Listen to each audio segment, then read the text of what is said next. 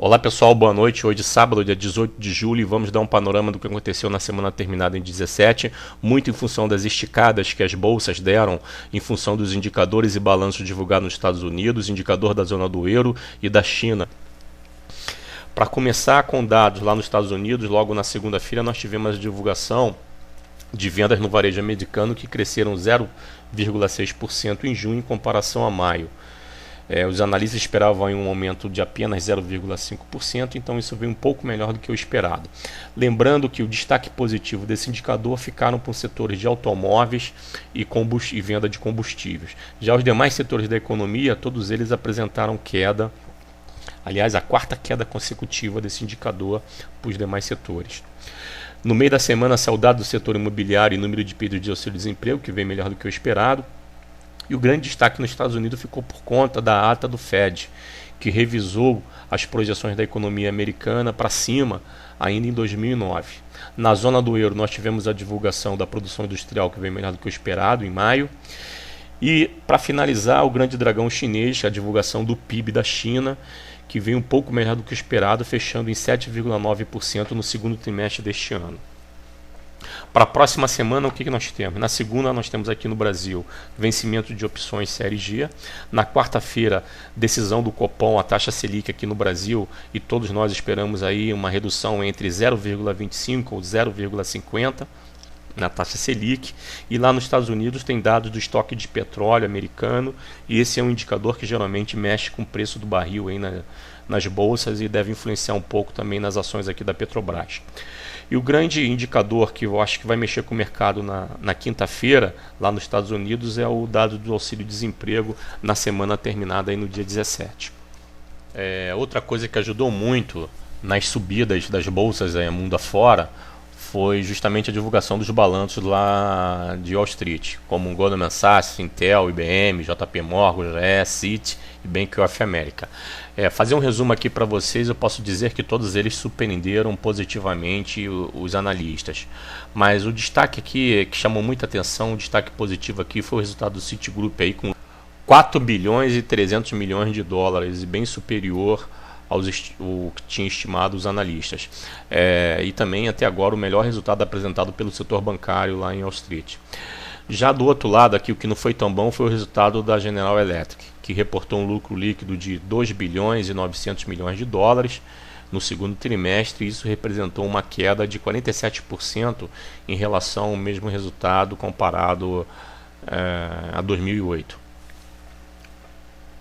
Já na parte de capital estrangeiro, nós temos aqui um saldo acumulado negativo em julho de 1 bilhão 276 milhões de reais, devedor.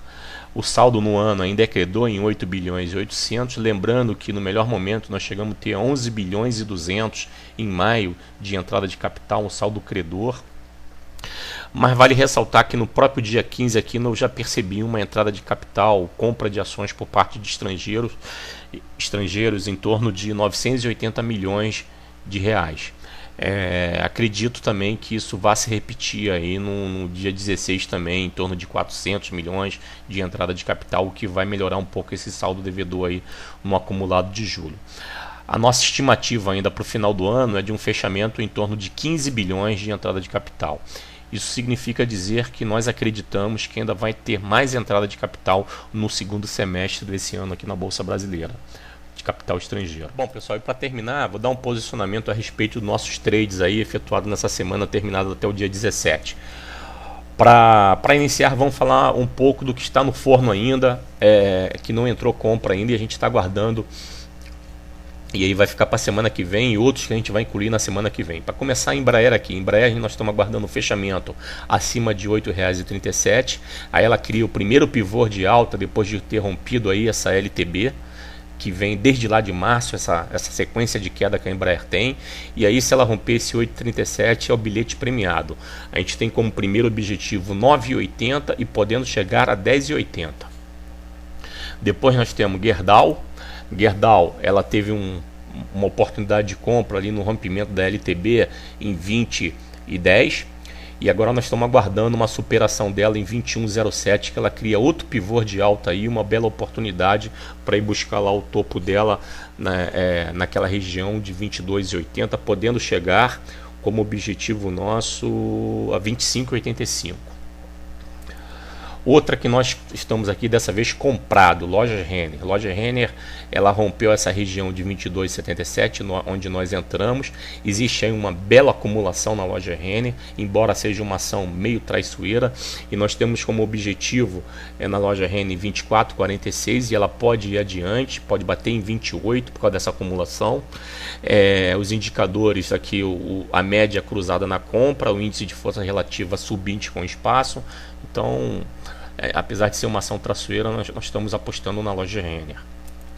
Outra que nós estamos comprado é a Tenda.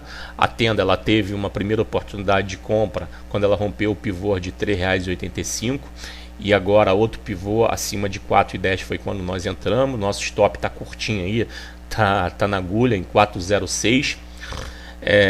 Pode ser que a gente seja estopado, mas nossa aposta aí para a Tenda é que ela chegue até R$ 5,20.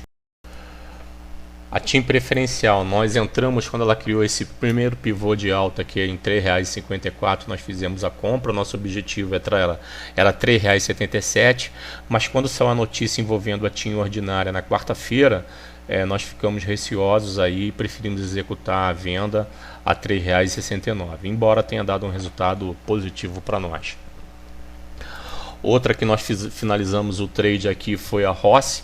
A Rossi, nós efetuamos a entrada a R$ 8,91, quando ela superou essa resistência aqui. O nosso objetivo era 10,80, ela chegou a bater 10,91. E a última finalizada aqui foi a Visanet. Nós fizemos uma entrada na Visanet quando ela superou 17,20. E aí o nosso objetivo era o topo anterior, que era 18,29. Lá nós colocamos a ordem de venda e foi executada. Ela superou, foi adiante, chegou a bater quase 19 e está no processo de correção agora. Então é uma ação para se olhar ainda com muito carinho, apesar de não ter histórico ainda diário. E é isso aí, pessoal. Para quem não conhece o nosso site, lá nós temos carteira de curto prazo, que foi justamente essas que nós apresentamos agora, na qual a atualização é toda segunda-feira. A carteira de médio prazo tem uma bela performance acima da média do Ibovespa. E a análise Top 5, que é uma análise aí que são os 5 maiores ativos em termos de volume da Bovespa, que a gente faz uma análise gráfica diariamente. Lembrando que nós estamos com um número crescente de visitantes no nosso site, muitos estrangeiros olhando o nosso site. Nós temos 128 nos Estados Unidos, 55 no Japão, 63 na Alemanha. E é muito legal a gente ver estrangeiros aí visitando o nosso site, olhando nossas carteiras, aí, o que nós estamos fazendo. Uma boa noite para todos, bom final de semana e até segunda-feira.